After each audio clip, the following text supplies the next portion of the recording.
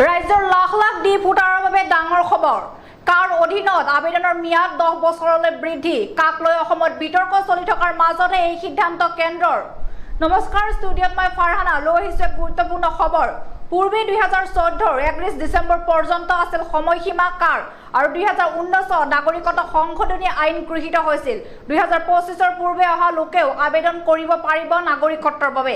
মুছলমানক বাদ দি সকলো ডি ভোটাৰে পাব ভাৰতীয় নাগৰিকত্ব।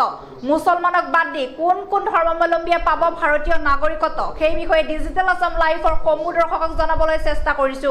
মুছলমানক বাদ দি শিখ, পাৰ্চী, জৈন, খ্ৰীষ্টান আৰু বৌদ্ধ ধৰ্মাৱলম্বীয়ে পাব ভাৰতীয় নাগৰিকত্ব। সুপ্ৰিম কোৰ্ট আৰু ভাৰত চৰকাৰৰ নিৰ্দেশত অসমত ডি ভোটাৰৰ সমস্যা হ'ব শেষ। আফগানিস্তান, পাকিস্তান, বাংলাদেশৰ পৰা জীৱন আৰু ধৰ্ম ৰক্ষাৰ বাবে ভাৰতলৈ আহিছিল নিপীড়িত লোকসকল। এই নিপীড়িত অমুছলমান লোকসকলৰ বিৰুদ্ধে ট্ৰিবিউনেলত চলি থকা ডি ভোটাৰ গোচৰ প্ৰত্যাহাৰ কৰা হৈছে। অসমত মুছলমানৰ লগতে হিন্দু, শিখ, পাৰ্চী, জৈন, খ্ৰীষ্টান আৰু বৌদ্ধ ধৰ্মাৱলম্বীৰ মুঠ 94,477 গৰাকী ডি ভোটাৰ আছে। এইসকলৰ পৰা মুছলমানক বাদ দি বাকীসকলক প্ৰদান কৰা হ'ব ভাৰতীয় নাগৰিকত্ব।